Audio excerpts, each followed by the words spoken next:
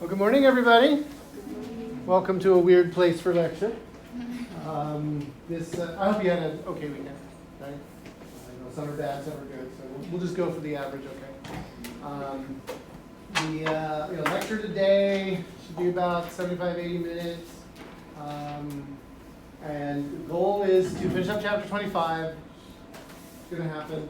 And then we're going to get kind of into chapter 26 and start talking about refraction a little bit and set us up for tomorrow where we can really start doing some stuff with lenses. So we were talking about mirrors. We were talking about the kinds of images you have, real or virtual, upright or inverted, magnified or reduced. That's sort of that language, right, that's associated with identifying optical properties.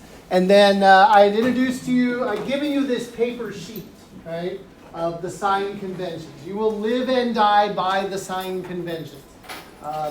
This is going to guide you. It's going to help you figure stuff out. If you get a sign wrong, a plus or a minus on something wrong, it's going to be a bad day. Right? This really, I think, is kind of the hard part about optics. All the individual little pieces of optics, the math, the concept, all that separately is pretty easy. It's no lenses law. There's no right-hand rules. There's no vectors, right, to mess you up. It's kind of bringing everything together. It's integrating everything together.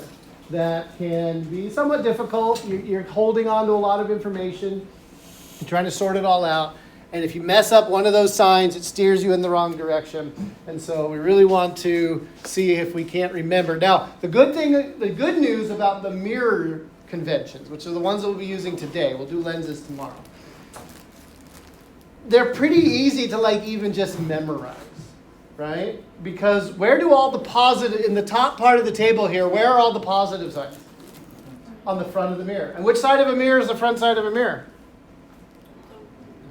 The shiny side, the one you're looking in, right? Okay, so that's pretty straightforward. With lenses, it gets more murky, right? But if your object is on the front of the mirror, which it should be, because otherwise you can't see it in the mirror, right? If your image is forming in front of the mirror, if your focal length is in front of the mirror, all of those get positive signs. When it comes to magnification, that last little thing down there on the table, that's a number that indicates how big or small the image is. A number bigger than 1 means it's been magnified. So if you have a magnification of 4, right, then you know that your image is 4 times bigger than your object was. If your object's 10 centimeters high, well, your image is now 40 centimeters high. It's just a ratio that tells you how big or small the thing is. Anything less than 1 means it's been reduced, right? It's smaller than the object. And then a magnification of 1 means there's no change in size between the object and the image. A magnification of 1 is what you see in your bathroom mirror every day. Okay? You don't look in the mirror and see something bigger or smaller. You see it the correct size. All right. There is a set of equations, right? The master equations. And these equations, believe it or not, are going to hold true for lenses also. It's just the way we interpret them changes. The first equation relates the focal length to the object distance, and the image distance. This equation right here is called, right now in this chapter it's called the mirror equation, but it's actually referred to as the lens maker's equation. It works for both mirrors and lenses. The only difference is the sign conventions. So there's that one. And then there is the magnification equation. Negative image distance over object distance, which is also height of the image divided by height of the object. A couple of things to tell you about this. You'll notice I'm using a notation, DO for distance to the object, DI for distance to the image. This is a more modern type of notation. The original one, the one I had to learn, and it seems to be going out of style more and more, is P and Q, where P represents the object distance and Q represents the image distance.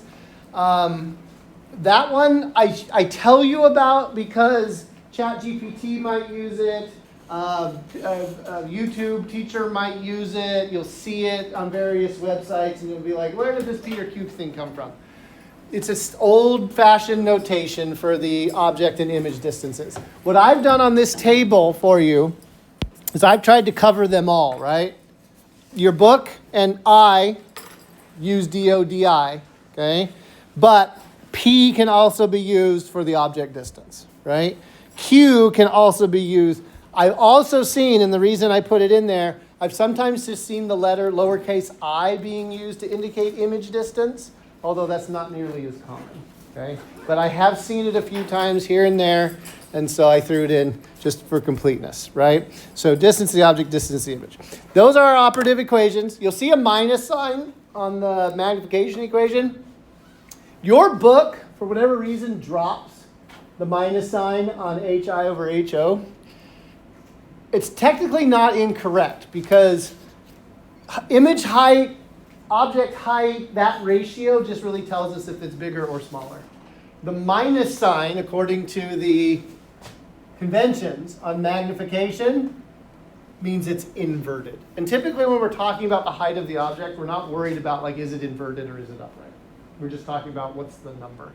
So that's why you'll see your book and some other places, they won't put a minus sign. I do, just for completeness sake, and a lot of other places do it for completeness sake as well. So let's apply this, right? Let's apply these sign conventions and these equations. Okay, compared to Lenz's law, Faraday's law, or electric fields, how do the equations look? Harder, easier? Are these hard equations? Not really, right? Okay, if we can divide, we're pretty good, right? No vectors, all that kind of stuff. It's just kind of getting them into a mental picture, right? And bringing together all the different parts that we have. Here we have, let's see, what kind of mirror is this? If it's bending like this. Concave, right? We think of we're walking into a cave, right? It's kind of bending towards us. And so we can define, I'll do it in blue here, okay? So like the distance from where the focal point is to where the mirror is, that is the focal length of this mirror, okay? The distance to where the object is, again, as measured to the mirror, like a horizontal distance, this would be distance to the object, okay? Distance to the image.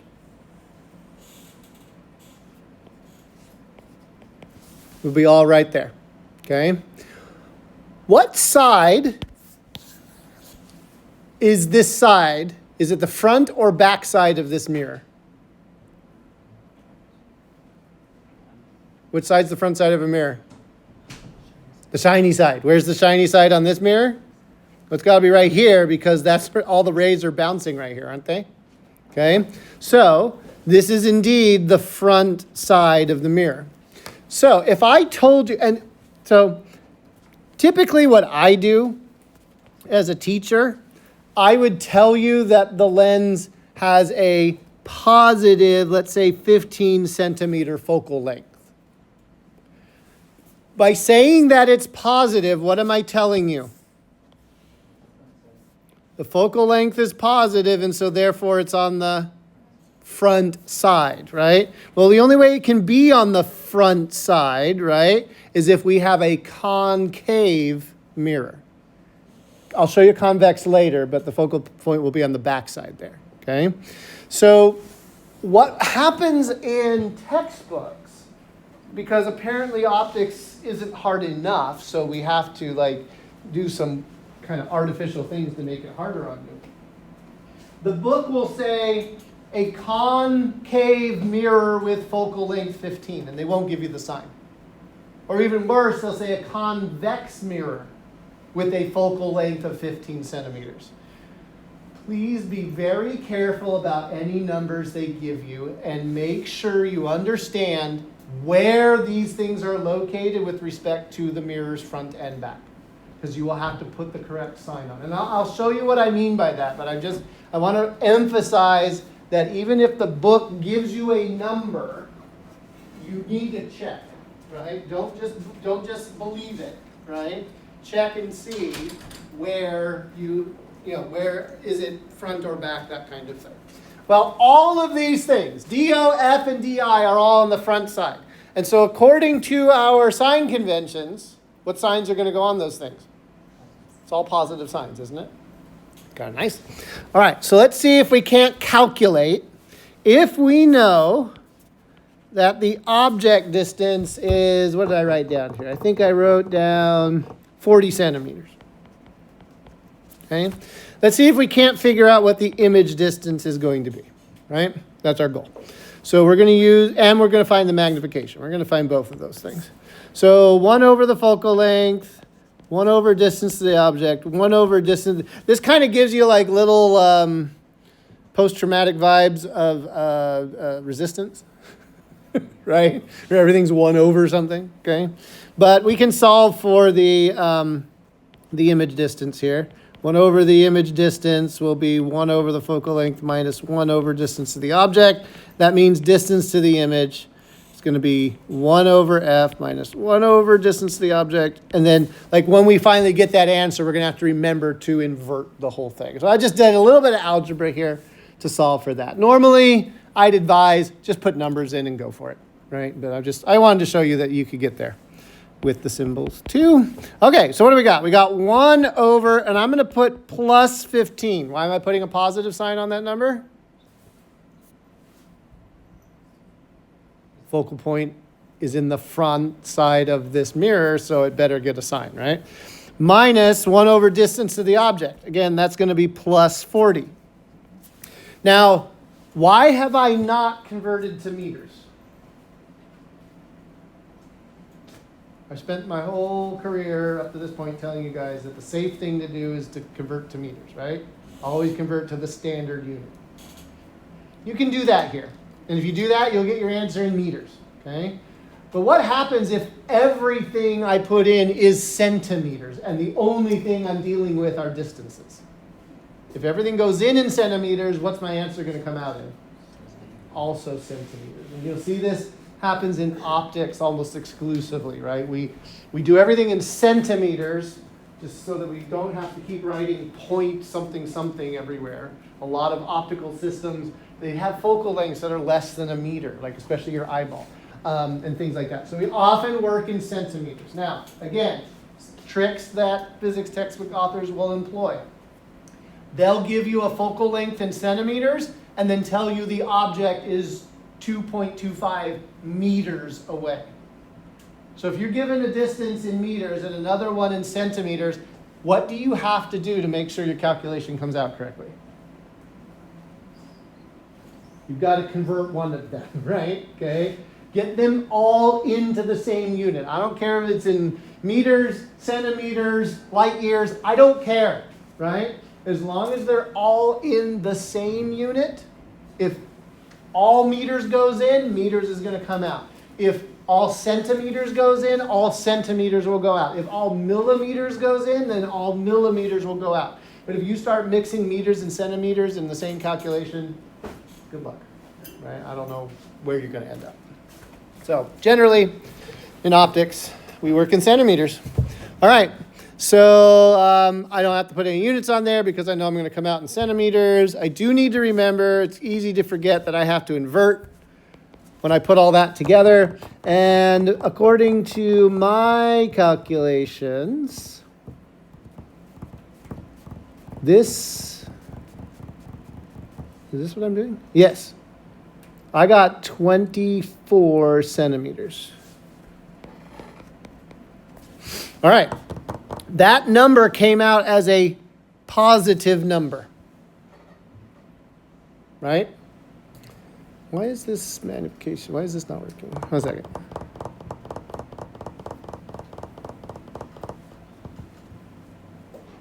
We'll go with it.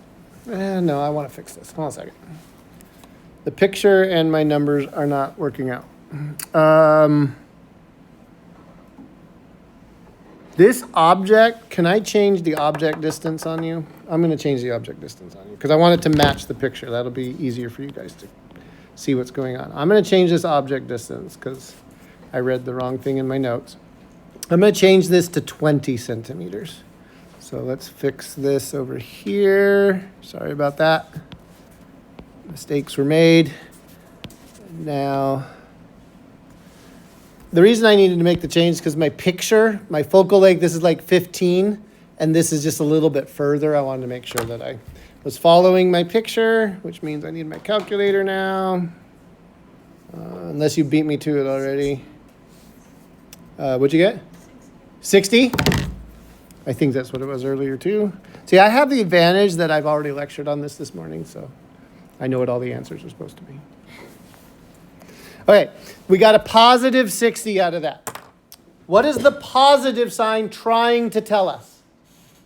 We solved for the image distance, we got a positive answer. Where is it located? On the front, right? It's what the chart says, right? Positive image distance, should be located on the front of the lens. And in fact, when we look at the ray trace diagram, that's what we see, right? Our image is located on the front side of this lens, okay? Notice, now that I corrected the number, the 60, right, pushes this image far out from the mirror. The object's at 20, the focal length's at 15, and I'm looking at this picture going, yeah, right, my image forms way out, right, from the mirror. I will never ask you to draw a ray trace diagram. We used to make students learn this, and you'd have to bring a ruler to the exam, and you'd have to draw a scale diagram, and quite frankly, we have computers nowadays, right, that can do all this for us. What do I mean by that, right? Well, there is this, and I showed it to you already, the simulation, okay, for doing the ray tracing that lets you like grab this and move it around to see what's going on in the system. I would love for each of you to have this during an exam, right? But I just can't do that, right? So instead, what I recommend is that you have like the 4 situations that could possibly exist for mirrors. Just have a quick sketch, right, on your cheat sheet. Use the diagram as something to orient yourself with, but not necessarily be able to like do hyper accurate measurements from, okay? So I'm going to go through like the 4 situations we could run into, but what we want to do for this particular problem, if you're running the simulation, is we know that the focal length, right, we said was 15 centimeters. Our object was just outside, and we can see, right, that we're getting an image formed sort of much bigger than 20 centimeters away, right? If the distance from this arrow to the mirror was 20, then we're definitely kind of way out there somewhere, right? And just using it as a way to calibrate maybe, or have a visualization to look back on really helps, because now looking at the only way you can tell whether you have a real or virtual image is by looking at the ray trace diagram. I can tell you that this is a real image. Not because it says real image right here, right? Real rays have all come together to produce that image. I have a ray that came off, where is it? And bounced and came here. Another real one bounced and came here. A third one came together. There are 3 real rays all converging to form this real image. When it's virtual, the real rays won't be coming together, and your brains will be tracking backwards, right, to follow those rays to their source, which only exists in your head. But when it comes to real images, right, you just look to see at the diagram if there are real rays present. And for any object outside the focal length of a concave mirror, you're going to be forming a real image. And the way I know to remember that, look at the picture, right? Okay, let's calculate the magnification. This is going to be negative and a positive 60. The minus sign is in the equation. The positive 60 is the image distance divided by the object distance, 20 centimeters. What are the units of magnification? What's a centimeter divided by a centimeter? It's nothing, right? It's just a ratio. It's a unitless factor. 60 divided by 20, last time I checked, is 3. Yeah? So I got a -3 out of that. What's the negative sign mean on the magnification? It's inverted, right? Okay. Does the ray trace diagram tell us it's inverted? Is it upside down from the way it started? Yep. Right? So again, I'm checking what the math is telling me against what the physics ray trace diagram tells me is going on, right? I look back and forth. Okay, so is it magnified? So we know it's inverted. Is it magnified or reduced? What does 3 mean? It's magnified. In other words, this image is 3 times bigger than that object.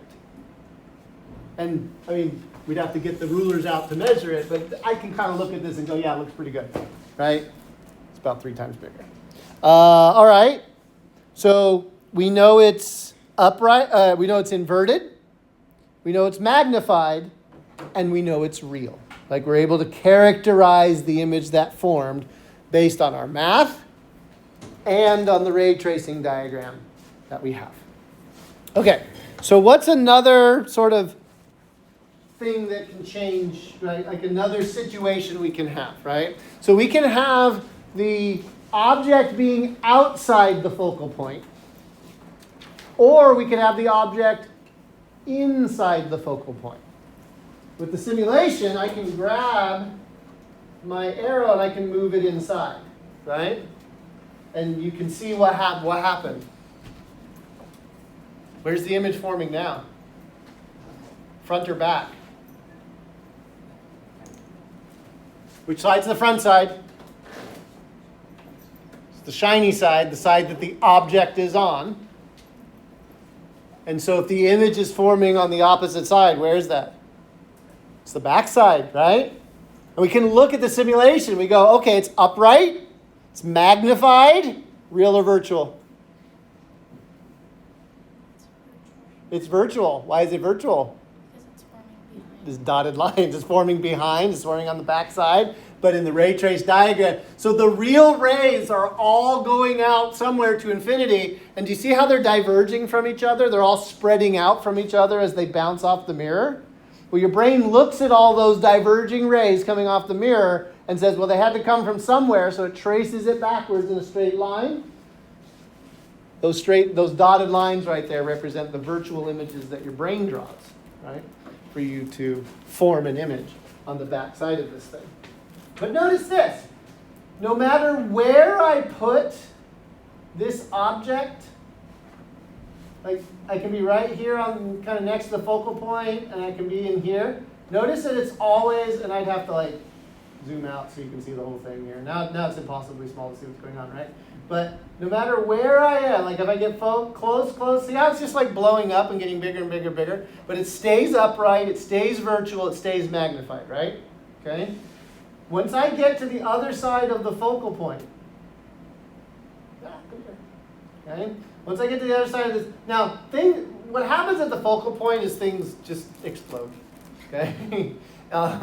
You get, basically, the focal point by definition is the place where all light moving parallel to the optical axis would converge.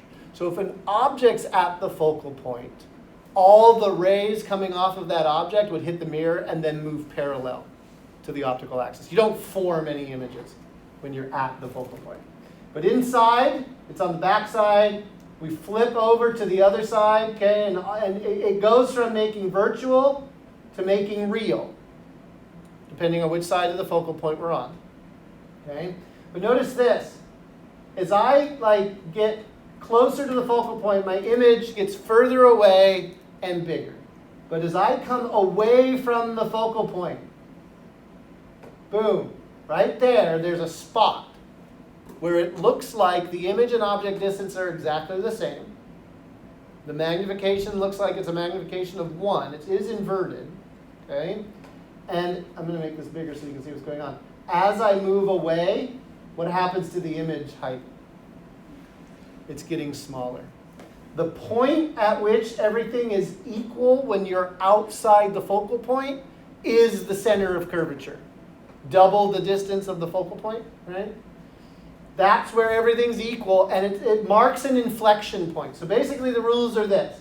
If your object distance is outside the focal point, bigger than the focal point, but less than the radius of curvature, you're going to end up with a magnified, real, inverted image.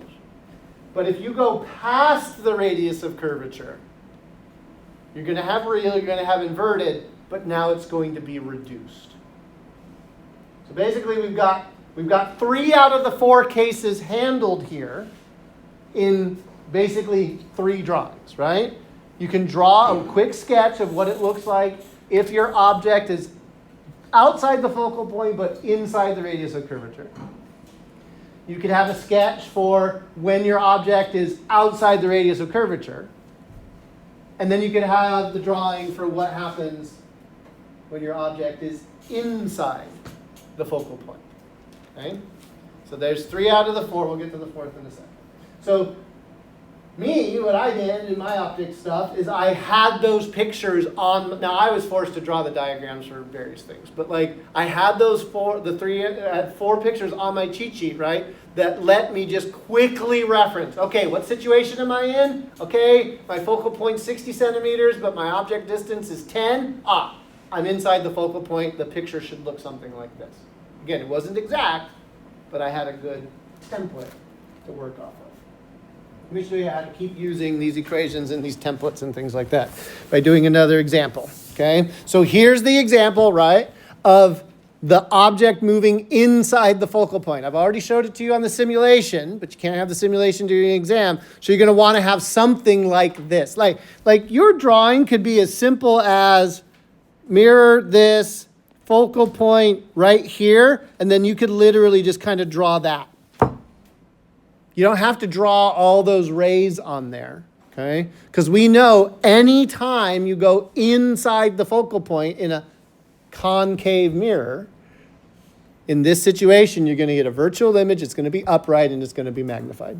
Again, no matter where you happen to put this thing, anywhere between the mirror and the focal point, it's always going to be upright, it's always going to be virtual, it's always going to be magnified, right? So I got a nice clear diagram. Don't need to draw the rays on it. This one has the rays on it for completeness. Okay, so let's do the calculation, right? Let's say, in this one I set all of my focal lengths to 15 centimeters. The reason I did this is I used to draw the actual diagrams on the board when we didn't have projectors and all that kind of stuff. And it just sort of stuck over the years. 15 centimeters is a good size for everybody in the room to be able to see when I'm drawing on the board, okay? I should probably update all my numbers, but we'll stick with this. Let's make the distance to the object 10 centimeters. And again, we'll calculate our image distance and our magnification. Of course, in your homework, they're going to ask you things like, well, if the image distance is this and the object distance, what's the focal length, right? You're solving for something else, usually, is what they'll do to you in homework. Okay, so just borrowing my math from over here, right? My image distance will be 1 over my focal length minus 1 over my object distance. Inverted, that's 1 over a positive 15. Why is it positive again? Where's the focal point of this mirror? Is it located on the front or back side of this mirror? It's located on the front. And what does the sign convention say?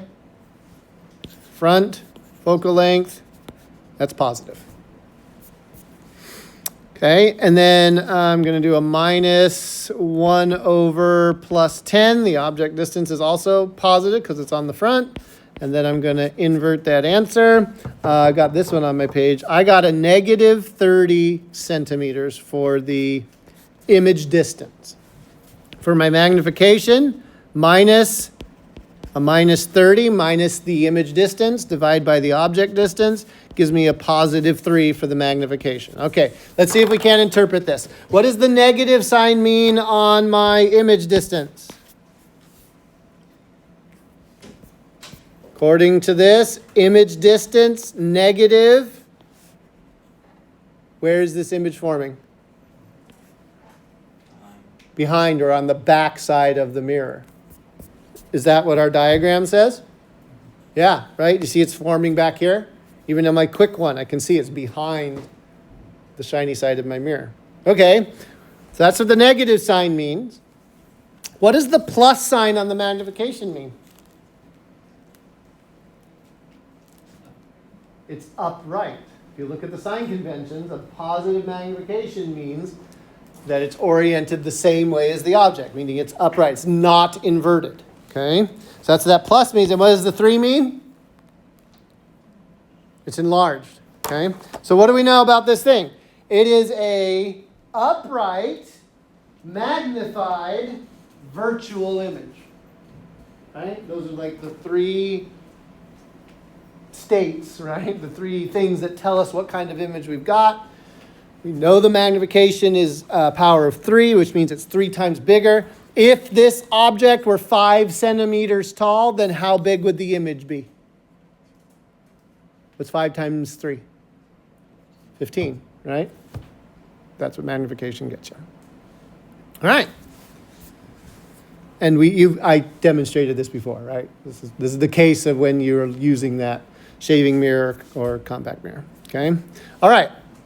Let's do the case of when we have the convex mirror, okay? If we go back to our, where are they? Sign conventions, okay? What does the sign convention say about the focal point being on the back side of the mirror? See how it says it's negative? So, come here. Come on. What side of this mirror is the shiny side? Where are the rays reflecting off of? Which side? Over here or over here? On the right or left? It's the left, right? This is the shiny part right here. This is the part where the rays come in and bounce, right? Rays come in and bounce, okay? So the front side of this mirror is still on the left, where the object is located. This makes this the back side of the mirror. Where is the focal point located? On the back, right? So what are we going to write down for our focal length? Not in blue. We're going to write down negative, and we'll just keep using 15. Negative 15 centimeters. Again, here's the gotcha. The homework problem will say, a convex mirror of focal length 15. What have they done to you? They're trying to trap you, right? Because you look at the 15 and say, oh, it's positive 15. If it's a convex mirror, what must the focal length be? Negative 15. What if you had a problem? They don't tell you if it's a convex or concave mirror. What if the problem simply said a mirror with focal length negative 15 centimeters? What do you instantly know? It's convex. Because only convex mirrors have negative focal length, right? So it's really consistent. It's always consistent in optics. It's just sometimes they ask the question they word it to make it really difficult. And you're looking at me going, well, Mr. Balogh, that's been the same way throughout all of the chapters in my courses, right? I get it. It always feels like that. But especially in optics, they're going out of their way for some reason to make this harder when it doesn't. This really doesn't. I will either tell you it's concave or convex, but more often than not, I'll tell you the sign. Like I'll say, a convex mirror with focal length negative 15 centimeters, blah, blah, blah, blah, blah, blah. I'm not trying to trick you, right, in the reading of the question. Okay, so we know the focal length's that. Let's, what did I put down in my, I said 20 centimeters. That must have been where I got my other number. Let's find the image distance, right? And magnification. So again, recycling my math that I had before. DO right there. Okay, -1. And then, let's see, we'll check some numbers. 1 over negative 50. Always check your signs. Like just when you're putting a number in, interrogate it. Are you positive? Are you negative? Why? Go back to the sign conventions to check. -1 over a positive 20. Going to invert all that, and I got negative 8.57 centimeters.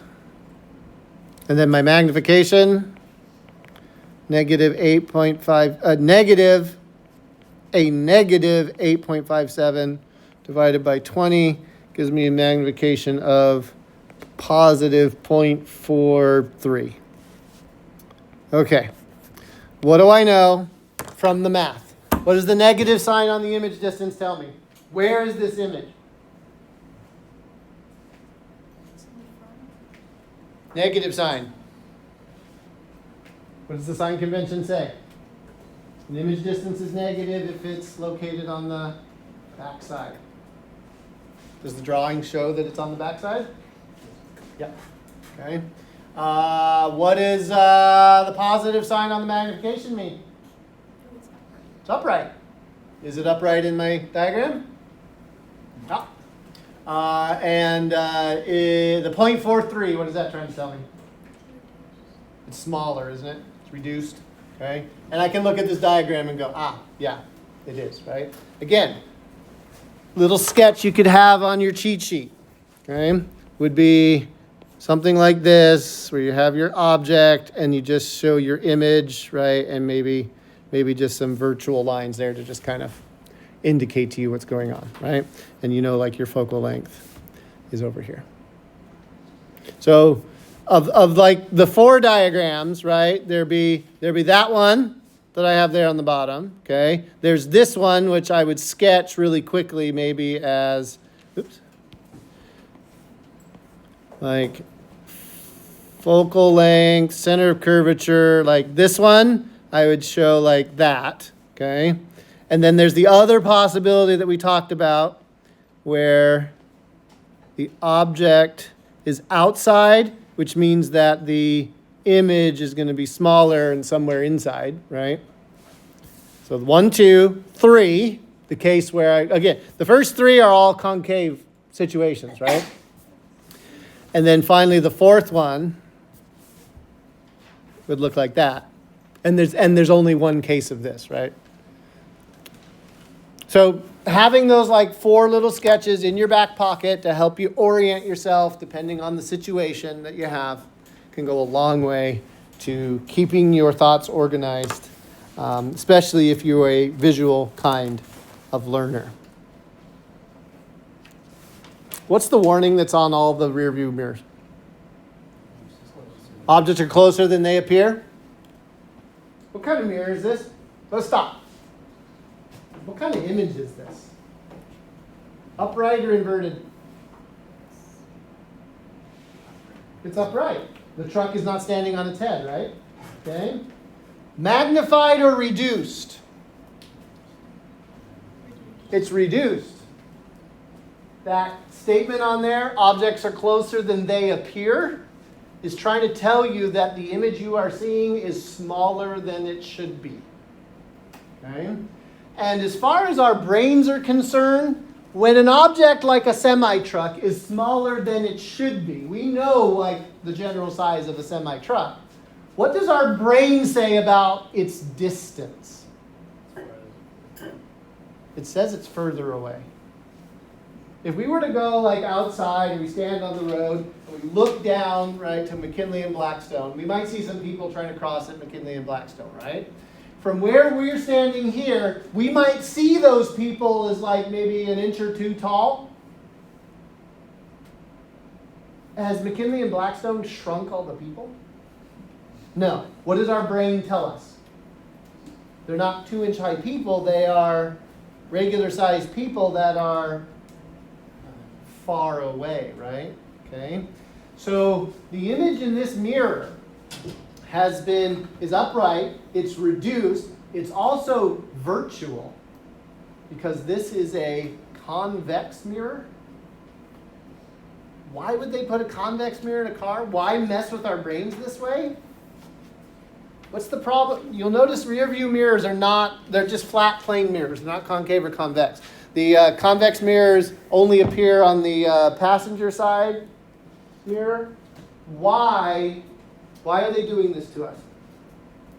Or what's wrong with the rear view mirror, the center rear view mirror? The blind spot, right? A flat mirror can't possibly cover the entire range of what's behind you. But a convex mirror can, right? It widens that field of view.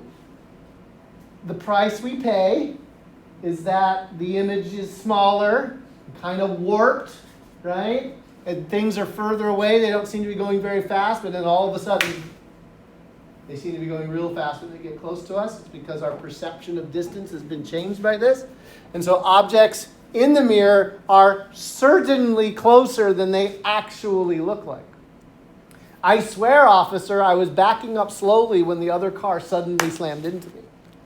That's not what happened, right? You were backing up, and it looked like that other car was moving pretty slow, and then all of a sudden it sped up. Your speed didn't change. The car speed didn't change. The perception that your brain had of the virtual image in the mirror changed. Which makes this one all the more scarier.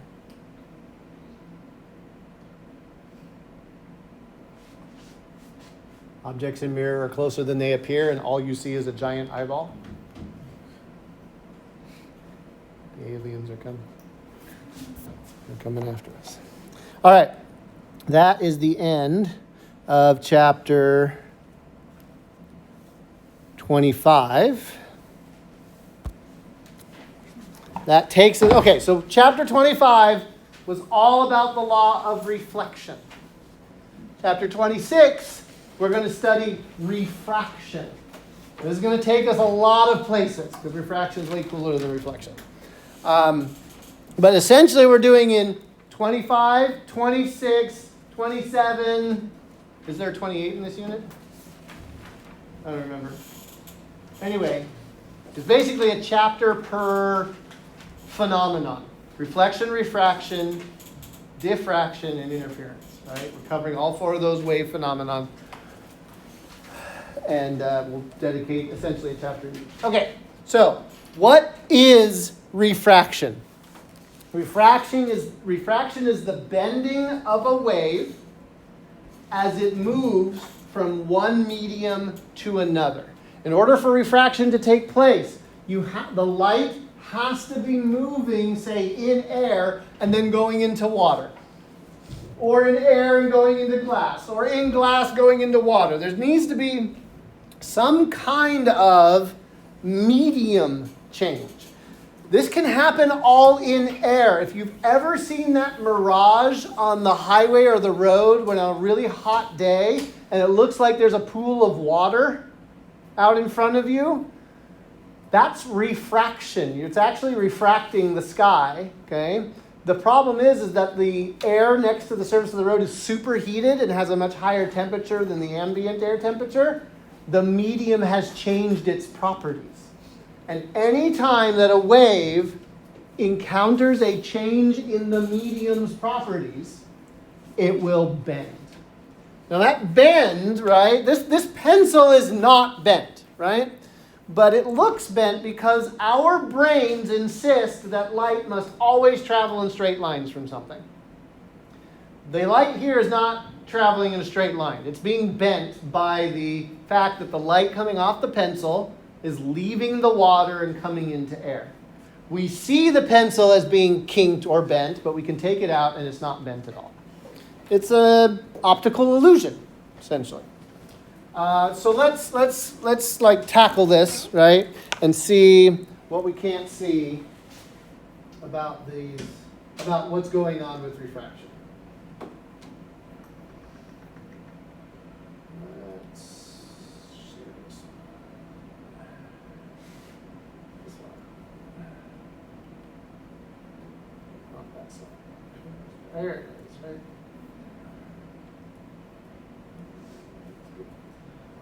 Never keep the right audio.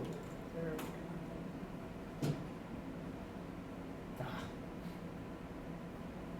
When a beam of light strikes the surface of a transparent material, the beam is both refracted and reflected at the surface. Notice both are happening simultaneously. This is the reflected beam, and this is the refracted beam. Notice how the angle of each beam changes as the block is rotated. refracted into the plastic block, reflected off the surface. We are going to concentrate mostly on the refracted part. Yes, reflection is often happening, right? The light comes in, it's going to bounce off the surface, but some of it's going to go into the surface. And so we'll concentrate for now on the refracted ray. We'll talk a little bit about reflection in context here coming up. But it's really the chapter on interference where we'll deal with both simultaneously. So for now, yes, there's reflection, but we're not going to worry too much about the reflection.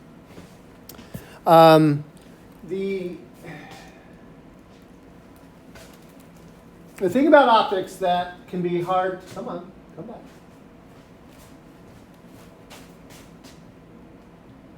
You can do it. I know you can. The thing about optics that we have to write, I don't know why is this so hard to remember. Maybe it's just because it's weird. Every angle we are measuring is measured from where? Is it the standard horizontal line that we measure from? We go normal to the surface, right? We're measuring everything from like a vertical line. If your medium interface is on the horizontal, which it typically is, right? Because think of a pool, right? The water's horizontal.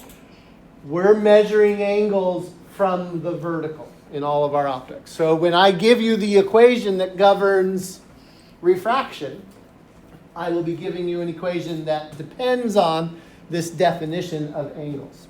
So in this picture, we're just being complete here, right? Notice these two angles are the same.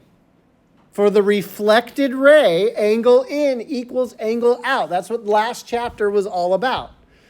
The equation that I gave you for solving mirrors is derived from assuming angle in equals angle out. And so that's holding true. But notice, now we've picked up a second angle, right? We call this the angle of incidence, the angle the light comes in as, and then this one is the refracted angle.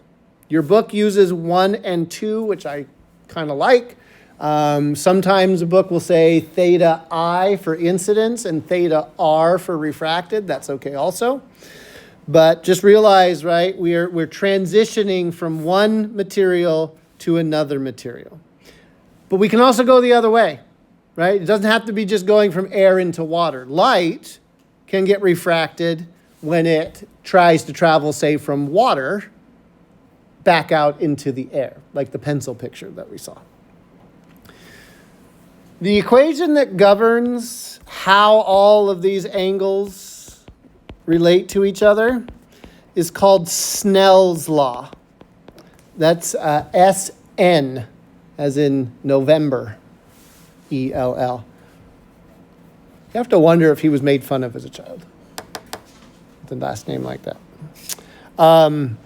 But Snell derived or discovered this relationship between the angle that comes in, theta 1, and the angle that you get on the other side of the interface. It involves a new idea. And this new idea is called the index of refraction. It's a lowercase n. And the index of refraction is the ratio of the speed of light in a vacuum to the speed of light in the material. We say that the speed of light is a constant, right? The 3 times 10 to the 8th meters per second is a constant. Totally true. The value that is given there is the value for the speed of light in the vacuum of space. Like any wave, the speed of light depends on the medium in which it travels. The speed of a wave is determined by the properties of the medium it is traveling through. When light travels through the vacuum of space, the electric and magnetic fields carry the maximum amount of energies and all that kind of stuff, and you will get the maximum amount of speed. For every other material other than vacuum, the speed of light is slower than 3 times 10 to the 8 meters per second. Light slows down. when it enters a medium, if it goes from a vacuum into another substance. Air has an index of refraction that is virtually identical to a vacuum. If we put the speed v, right? If we put the speed of light for a vacuum, which is c, right? We get c divided by c, and what ratio do we get? 1. Index of refraction has no units, by the way, right? So we get 1. That is the smallest the index of refraction can be. The index of refraction equals 1 is what you get for a vacuum. The index of refraction of air is 1.0003. Like, it's really close to 1. It's so close to 1 that generally we just cheat and say air is 1. Okay? Because the difference between 1 and 0.0003 is no difference. Okay? But notice in this diagram, water, they're giving the index right there of 1.33. So water's index is 1 1/3. Let's see, 1 1/3 is 4/3, isn't it? I get that fraction right? Okay. So 4/3 is equal to the speed of light divided by v. So if I solve this for v, I get 3/4 the speed of light, don't I? I put in 4/3, I move the 4/3 down. I'm solving for v. So basically, that 1.33 for the index of refraction tells me that light slows down, and I can tell you that it slows down to 75% of the speed that it had when it was in a vacuum. What if your index was 2? 2 is pretty easy. How fast is light going if your index of refraction is 2? Just guess. It's half. Yeah, okay. Right, okay. So it's a little bit awkward in the sense that, like, if you have the number and you want to actually calculate the speed, you kind of have to do some fraction math, right? We actually don't do that very often. We understand that any index other than 1 means that the light has slowed down. When I was showing you Maxwell's equations and we calculated the speed of light from Maxwell's equations, remember we used mu naught and epsilon naught? Those knots that on those, 4 pi times 10 to the minus 7 and 8.85 times 10 to the minus 12, those knots on those symbols meant free space. They were the permittivity and permeability of free space. Free space being a vacuum. Mu and epsilon change depending on what material we're talking about.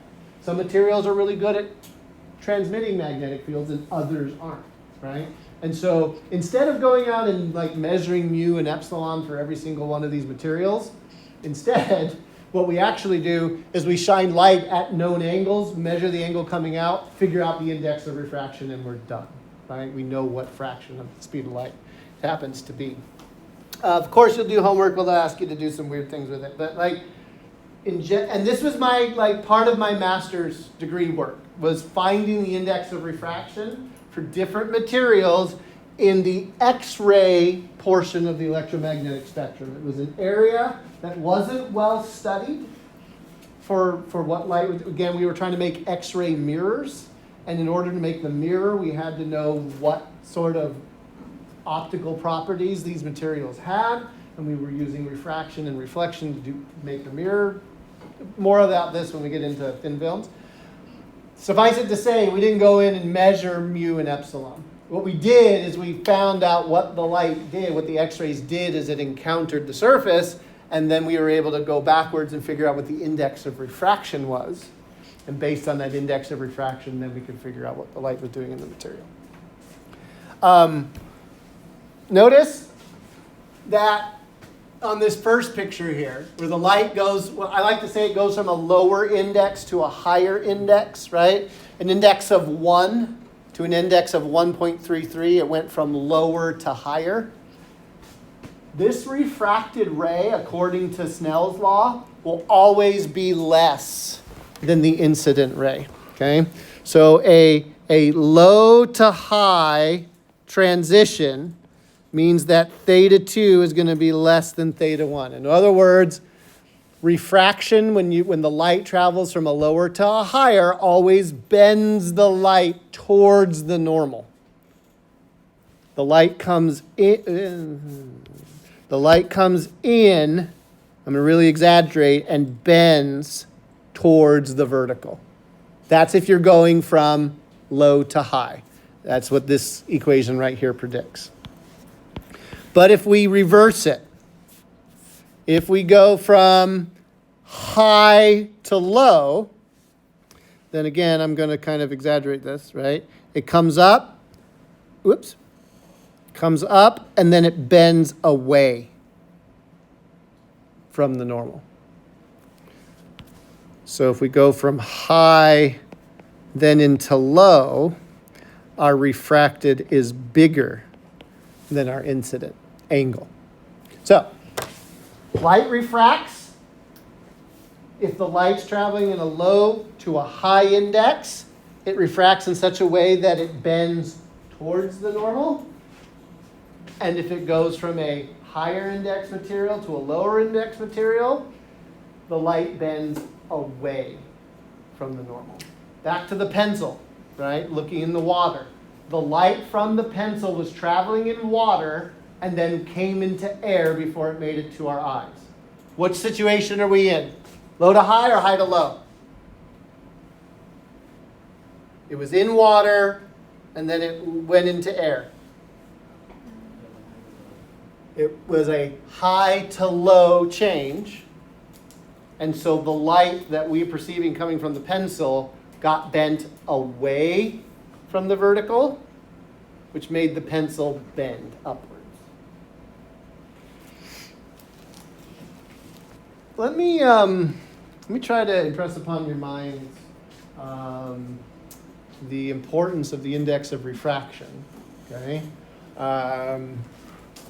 By giving you a different example. I'm going to steal this water bottle. Is yours? No, it's here. Okay. All right. What color is water? That is a trick question, by the way. What color is water? It doesn't have color, right? It's clear. It's totally transparent, right? What color is the plastic of this bottle? It's also transparent. It's clear, right? Okay. I would like to know how you and I can see the colorless clear water and the colorless clear plastic. What cues is your brain picking up on that's telling you that the bottle and the water are both here?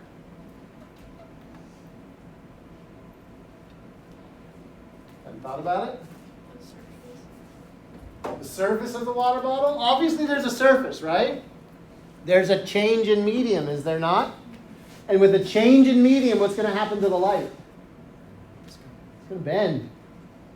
And our brains can perceive the bend. When we see that the light has done something, not moved in a straight line like we expect it to, our brain goes, there has to be something there. What color is the glass of a window? Transparent, right? I mean, that one's slightly tinted, so they're cheating a little bit. But like, glass is normally clear and transparent, so we can see through it, right? Okay? How can you tell the glass is there? Like, what clue is being given that there's a pane of glass in this area that looks absolutely transparent?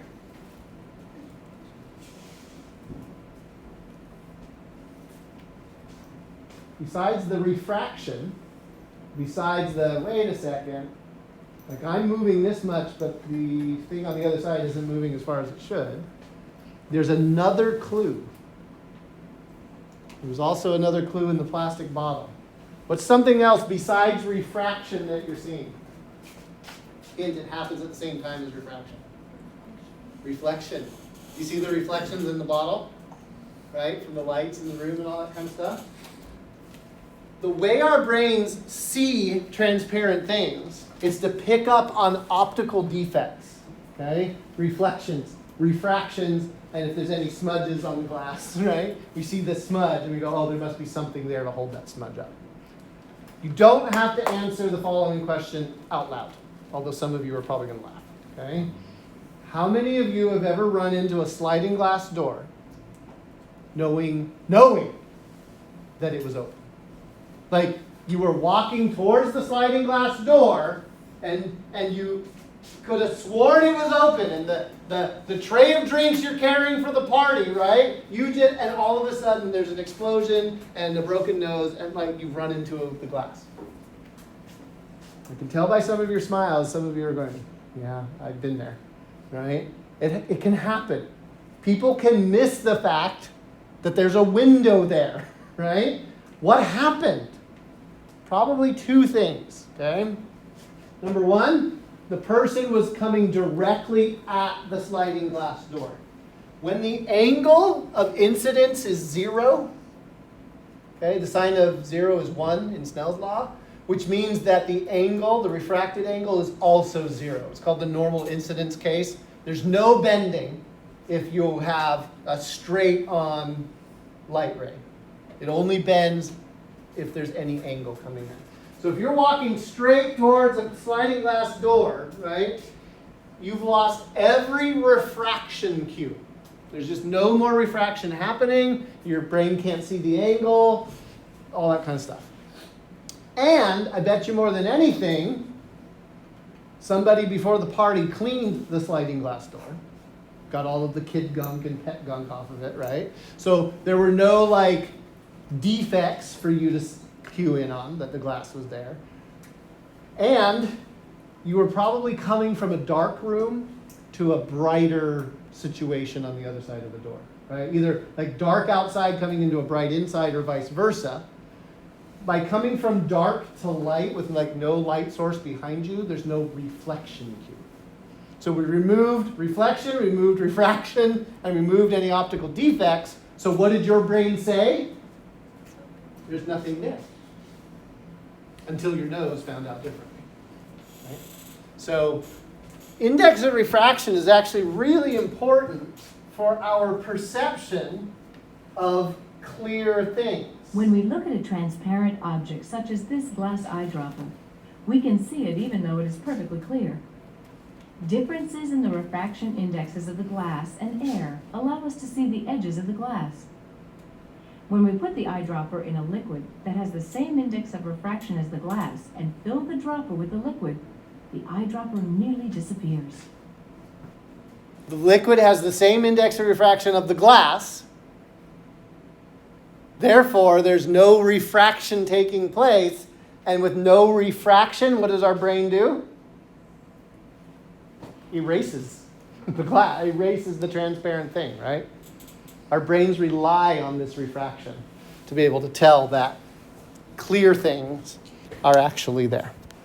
All right, let's, do I have examples? I already did. Yeah, here's an example. Okay, so I wanted to do this example not only to show you how to use Snell's law, but to show you what the textbook authors are going to do to you I'm not showing it, to do to you in order to make your life harder than it really needs to be, okay? So this problem will be difficult because of the setup, because of the contrived example that they've come up with, not because Snell's law is difficult. Okay? Snell's law, basically, if you can take an inverse sign on your calculator, you're good. Okay? But this one starts off bad. Okay? An opaque cylindrical tank. All right, those are big words. What does opaque mean?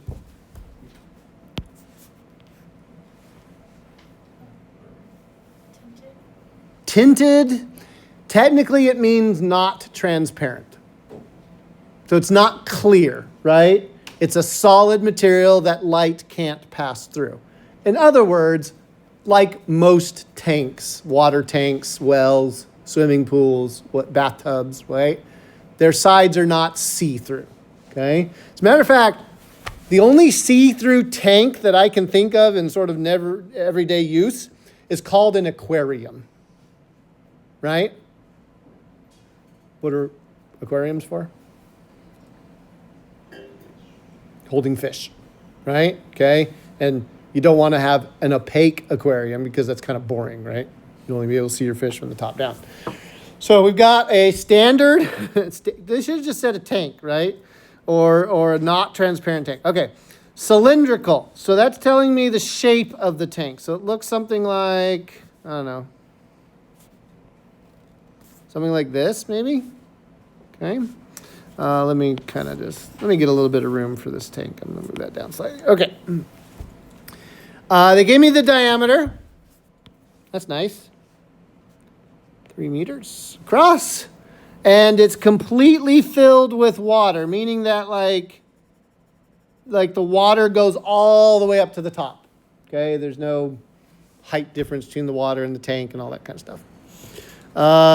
No cannonballs into this tank, because if you do, you're going to displace all the water and then it won't be level. Okay. Afternoon sun reaches an angle of oh golly. Okay. What have they just done? It says 28 degrees above the horizon. So basically, like what I'm picturing, okay, is like here's the flat, like horizontal, and the sunlight is coming in, like it's striking the edge, like this edge of the tank.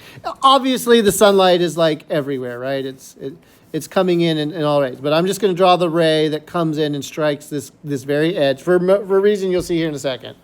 But then they give you this angle right here, the 28 degrees above the horizon. Is this the angle we need to be using when we're doing optics? What angle do we use? The one from the normal. So that means we got to find. So do you see how they can try to trick you sometimes? Right? They'll give you the wrong angle and you've got to go get the right one. What is this angle? Whatever 90 minus 28 is. 62? I believe you because I don't want to have to do the subtraction in my head. Okay, so that's the correction. When it does that, sunlight ceases to illuminate any part of the bottom of the tank. Okay, so we're going from air to water. What transition is that? Low to high, high to low? That is a low to high transition, isn't it? We're going from air, which is index 1, to water, which is 1.33. Oh, by the way, your book has a chart of index of refraction. Google knows the index of refraction for basically all materials, right? Unless explicitly I'm asking you to find an index of refraction, I'll just give it to you on an exam, right? If I say glass, then I'll give you 1.52, which is the index for glass. If it's water, 1.33, so on and so forth. So we're going from a low to a high, which means that our refracted angle is going to be smaller, right? So what that means is this light is going to bend towards the vertical. This refracted angle right here, theta 2, is going to be less than 62 degrees. And as it does so any beam of light, any ray of light that's hitting below this beam is running into the side of the tank and not going in, right? Every beam of light above here hits the water and bends, right? But doesn't, like it runs into the opposite side over here, doesn't it? There's really only this beam that hits the very edge, can bend, and then come along and hit this side of the tank that would leave all of this in shadow. Everywhere below this ray, the tank is not being illuminated by sunlight. Because again, all of these are just hitting the side of the tank. All of these are bending, but it's not like they're bending all the way like this, right? They come in, they bend, they come in, they bend, they come in, but they hit this side, right? But so there can't be any light rays that are forming below any of that region right there, which puts this bottom completely in shadow. Okay, that's kind of the condition. Sunlight ceases to illuminate any part of the bottom of the tank. Okay, they want to know, how deep is this thing? It's a Snell's law problem that involves an extra trig step. If I know this distance, and it's 3 meters, and I know this angle, how do I find this side of my triangle? I'm looking for the adjacent side, and I know the opposite side, and I don't know the hypotenuse. That sounds like tangent, doesn't it? So my approach here, use the tangent to find the, let's see, that's tangent is opposite over adjacent, 3 divided by the depth of the tank. H, in physics, depth is H, the height of the water column. But in order to do this, I need theta 2, right? I need to find out what it is. Well, Snell's law to the rescue. I know N1. What was the incident materials index of refraction? What's the index of refraction of air? 1, right? Sine of 62 degrees. The index of refraction of water, 1.33. Again, I'll give it to you. You can look it up on Google. There's a chart in your book. Times the sine of theta 2. So that is whatever 1 times the sine of 62 is, divided by 1.33 is equal to the sine. How do I solve for the theta 2 if it's stuck inside of a sine? Inverse sine. So it's going to be the inverse sine of this, whatever this number is, right? And did I do this problem? Sometimes I do, sometimes I don't. Sometimes they're in my notes. Sometimes they're not. They're not. Apparently the note to self didn't work earlier this morning when I said I should put this in my notes. All right, 60. Does anybody else have it yet? 1.33. And inverse sine of that. I got 41.6. Yeah. Thank you. You know what? 41.6 is close enough to 42, and 42 is the answer to life, universe, and everything, so go with it. All right, so I found that this was 42 degrees, and I can go ahead and say tangent of 42 is equal to 3 over h, so h is going to be 3 divided by the tangent of 42. Tangent of that, 3 divide, I got 3.38.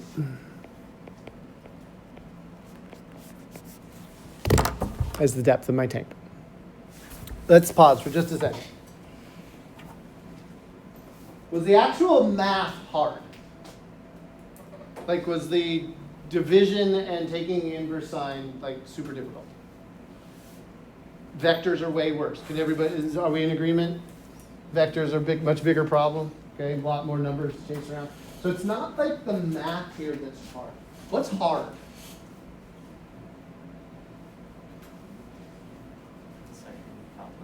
Deciphering the problem because they're being weird on you, right? Instead of just asking you to solve Snell's law, which is like super easy, they have to put it in this context of like, let's make it super hard, so that there's multiple steps to do, blah, blah, blah, blah, right? Okay? I'm sorry for that. I tried to pick questions that were as straightforward as I could. You can grade me, let me know how good I did, right? Okay? So, physics textbooks go out of their way in these homework problems, especially in optics, to make them harder than they need to be. Keeping track of the new vocabulary and the new ideas, this whole like, is it low to high? Is it high to low? What the heck does that mean, right? That comes with practice. That comes with understanding the nature of index of refraction, okay? In optics, like I said, it's always a case of getting the wrong sign on something or applying the idea backwards, right? There'll be these, there's still fundamental mistakes. It's really hard for me to give partial credit when you just exactly get it backwards from the way it is, right? But the actual doing of the math is not the hard part. It's the organization of the information and it's keeping your signs straight, okay? That you really should be focusing on. Not so much, oh my gosh, what does it mean to have a tank of water? I really don't care about the tank of water.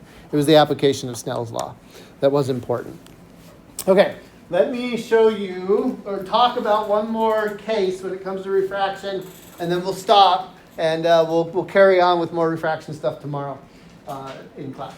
So there's a situation when it comes to refraction that can only take place when light is going from a high index to a low index. Remember what I told you about what happens? What happens to the angle when you go from high to low? Does it get bigger or smaller, the refracted angle? It's bigger.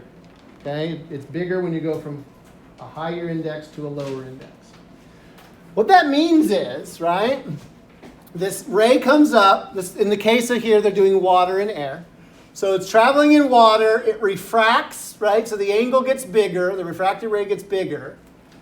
There is an angle called the critical angle that exists where the refracted angle is equal to 90 degrees.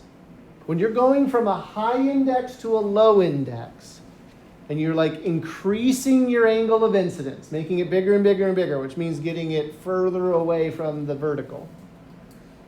Because the refracted ray is always bigger than that, you're going to reach 90 degrees with the refracted ray before you get to 90 degrees with your incident ray. When that happens, when the refracted ray is 90 degrees or bigger, total internal reflection will take place. Even though this is a refraction thing, we call it total internal reflection because what will happen is the wave, the light, will not refract out of the material.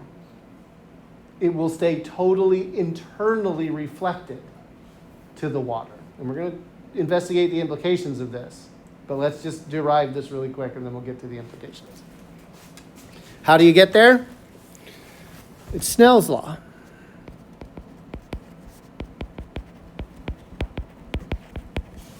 So what we're doing is we're saying theta 2 gets to 90 degrees. Let's solve for theta 1. Like what angle does that happen at when the refracted angle gets to 90 degrees? What's the sine of 90 degrees?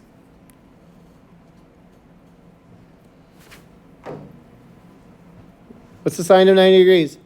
It's 1. It's either 0 or 1. 50% chance, right? So sine of 90 degrees makes that 1. If I'm solving for the critical angle, theta 1, but at this point where this refracted angle will be 90, well, that's going to be equal to the inverse sine of n2 divided by n1. Whatever that number is, right, will be the angle, the critical angle, when total internal reflection will take place. I don't know about you, but I have a really hard time of remembering what like 1 and 2 mean. Because 1 and 2 can change. Like N1 is always the incident material. The material the way the light was in before it hit the surface, the change in medium.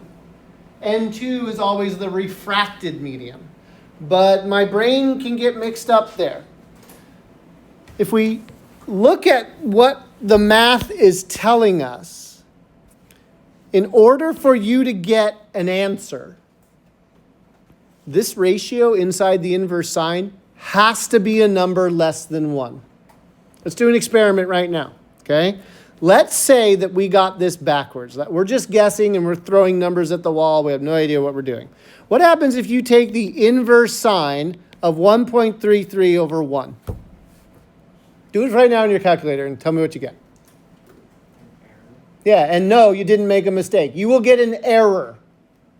Because what this asks is, what angle does the value of the sine equal 1.33? Sine and cosine can never have a value bigger than 1, right? Negative 1, 1, 0. They can go in between all of that, but they can never be bigger than plus or minus 1. And we just asked, when is the sine big, equal to 1.33? Well, the calculator is going to say, well, duh, never. And it'll throw an error or do something like that, right? So what this means is total internal reflection can only happen when the light is traveling from a higher index and going into a lower index material. That's the only way it can happen. It cannot do low to high. It just won't happen. Physically, it can't happen. So what I like to do, this is like Mr. Baloghism. I like to think of the critical angle as the index of the lower material divided by the index of the higher material. Why am I writing it that way? If you take a number that's smaller than another number, and you put the small number on top and the bigger number on bottom, what are you guaranteed to get for your ratio?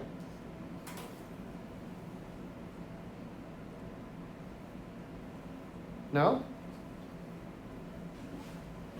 Give me two numbers. What's one number? Random number. 3. Give me another number. 8. 3.4 and 8.7. Okay? The only way, if these were the index of refraction for two different materials, the only way that I can get total internal reflection to happen is for me to divide the smaller number by the bigger number. Because if I do that, I'm guaranteed to get a number less than 1, right? If I reverse this, I'm going to get a number bigger than 1, right? So it's always lower on top, higher on bottom. It's the only way that you can get not an error out of the sine function, and the only way that total internal reflection can happen. So when I'm calculating critical angles, I don't worry about like who's 1 and who's 2. I'm just going, what are the indices of refraction, right? The higher, the lower, put it in. I now know the critical angle as long as the light is traveling in the higher one first. Whatever the situation is, the light has to be traveling in the higher one first and then try to get into the lower one. Critical angle will happen. All right. Let me show you some examples, videos, demonstrations, and then we'll explain why total internal reflection affects you every day, if not every second of your life. When we look at a transparent object such as already this did that glass one. eyedropper, Come on, computer. We'll use this water tank and a parallel beam of light to demonstrate total internal reflection. A chemical in the water fluoresces when the light strikes it, showing the path of the beam. This mirror reflects the beam up to the surface of the water at any angle we choose. When the beam strikes the surface straight on, very little of the light is reflected. At a shallower angle, more of the light is reflected, but most still passes out into the air, as shown by this thread screen. So there's the refracted Notice beam up there. the misalignment between the beam in water and the beam in air. At a still shallower angle, the beam is refracted so much that it becomes parallel to the surface. That doesn't look very parallel, This is but known you as the get- critical they're angle trying. situation.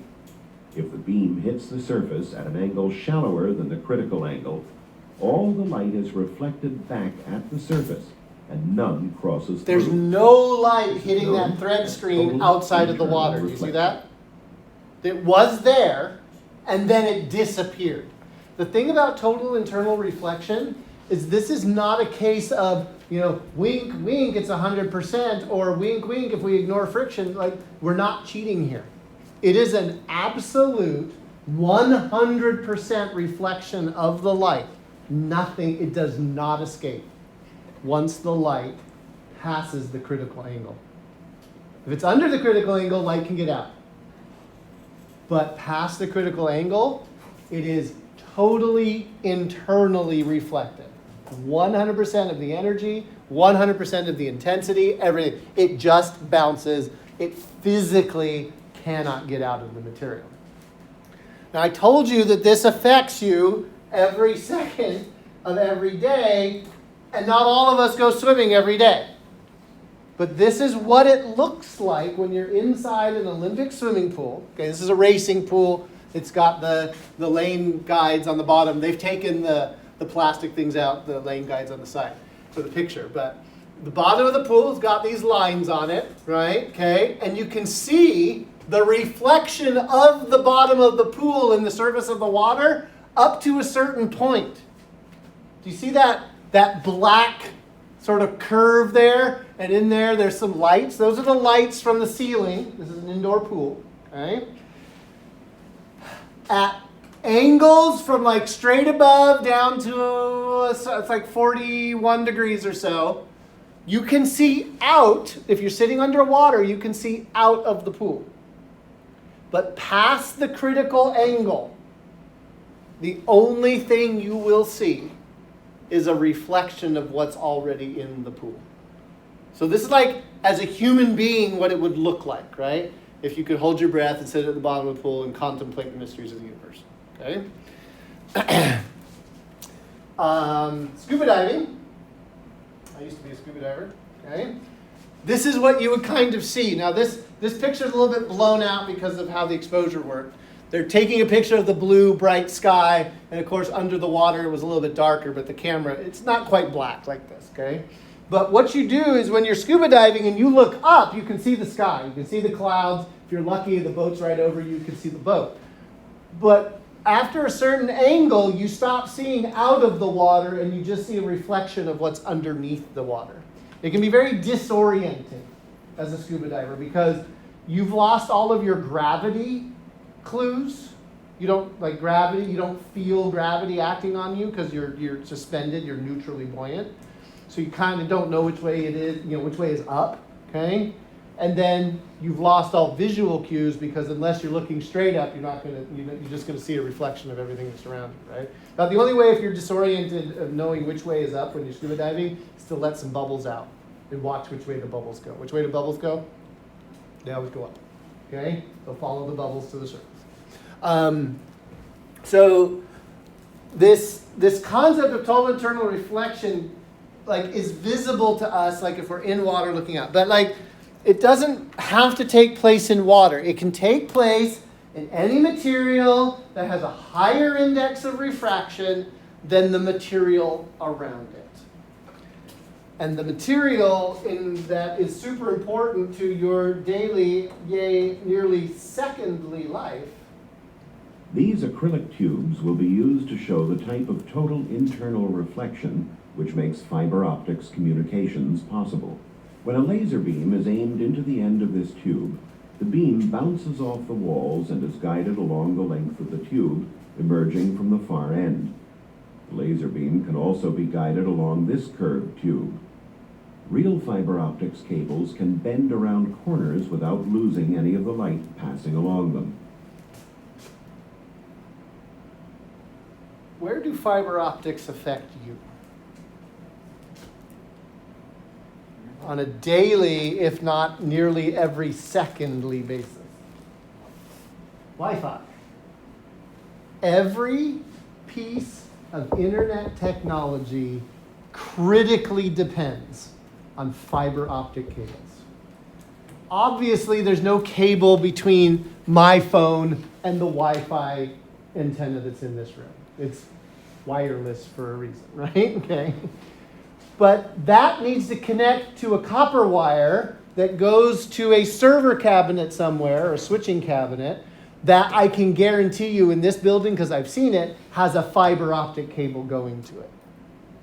Fiber optic cables allow what we call high bandwidth communication.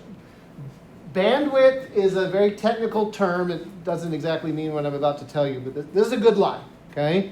Bandwidth is the amount of information that can be put into a single wire or communications medium, okay? Copper wires have much lower bandwidth than fiber optic cables do. Fiber optic cables use laser light and laser pulses, and they send those laser pulses down the fiber optic cable. It's made of glass, and the fiber optic cable only works because of total internal reflection. So what's going on is you have the core, which is the crystal, the glass. The light comes in, okay? Comes up, strikes the edge, and the shape of the glass and its dimensions and all those kinds of things guarantee that every bounce of the light is always bigger, equal to or bigger than the critical angle. And so every single one of these bounces as it goes down is going to stay within the fiber optic cable. And a fiber optic cable can carry way more information per second than copper cables can. I was there when the internet was born, and I was there when we had to use dial-up, and it had that nasty sound. Right? That speed, we measured in kilobits per second. In other words, 1,000 bytes, and a byte was 1/8 of a character. Anyway, right? I thought I was amazing when I got my first 56 kilobyte per second modem. Internet speeds today are measured in terabits per second for fiber optic lines, gigabits per second for some copper lines, right? Let me put it this way. If my pencil here represents like the size of a pipe of information, right, that can be carried, say, down a copper wire, okay, then an equivalent like fiber optic cable to this, that pipe would have a diameter of 6 feet. So imagine like my pencil represents a straw that I can push water through, right? I can't push very much water through per second, right? Compared to a sewer pipe that's 6 feet in diameter, one that like I can stand in, right? There's a lot more fluid that can travel down a 6-foot pipe than through a straw-sized pipe, right? So copper is about this much bandwidth, right? A fiber optic, one strand of a fiber optic cable can carry a sewer's pipe worth of information, right, in the same amount of time. And then, of course, they bundle several fibers together so that the cable carries even more, and it makes TikTok possible. It makes YouTube possible. All of these high bandwidth video services, everything, it's all because of fiber optics. Doing this, we tried it on cable, it didn't work very well. Okay? Believe me, I was there, we were pushing it, okay? But fiber optic communications has revolutionized the amount of speed that one can get. Now, that being said, America is doing a terrible job at getting high bandwidth connections to houses. I kid you not when I tell you that the Sherpas at the base camp of Mount Everest have better internet than we do. Like, they can get multiple gigabit per second connections up there. Okay? They haven't run fiber all the way, they're doing a different trick. But like they can do, I love Sherpas. I'm so glad that they have fast internet, right? The United States is not at 14,000 feet above sea level in the middle of nowhere. Like, why is it that we still have people that can't get like more than 100 megabits per second, right? Like that should not be happening in a country where we define poverty as having only one refrigerator, right? Like I don't get it, right? Other than corporate greed and whatever, right? Capitalism. But like, we should be able to do this. And here in Fresno, we do have fiber optics pretty much everywhere, except from like the main point where it enters your neighborhood to your house. That's like the last little bit that needs to be done. In fact, Fresno has a fiber optic network ready to go. Ready for high bandwidth. We're talking about like, you could get 10 gig internet service for cheap, okay, over fiber optics. It exists at every single intersection that has a traffic light. The Fresno traffic light system runs off of a fiber optic system. Traffic lights need like no data to work. Like seriously, traffic lights are not watching TikTok, okay? It's literally little bytes of information they need to be traded between traffic lights to coordinate signals, right? And the city has put forth a request for proposals that says, look, we have a fiber optic network for any company that's willing to finish the job. Like take it from the closest corner where there's a traffic light to all the houses in a neighborhood? Hasn't happened. Why hasn't it happened? One word, 4 syllables, starts with an X. Xfinity. They blocked every attempt at any business trying to gain access. Xfinity doesn't have access to the network either, but they're darned to let anybody do it because they just run copper everywhere, right? And then charge you way too much money for too little service. Not that I'm getting political at all, right? I know of what I speak. I've worked in internet technologies a long time, okay?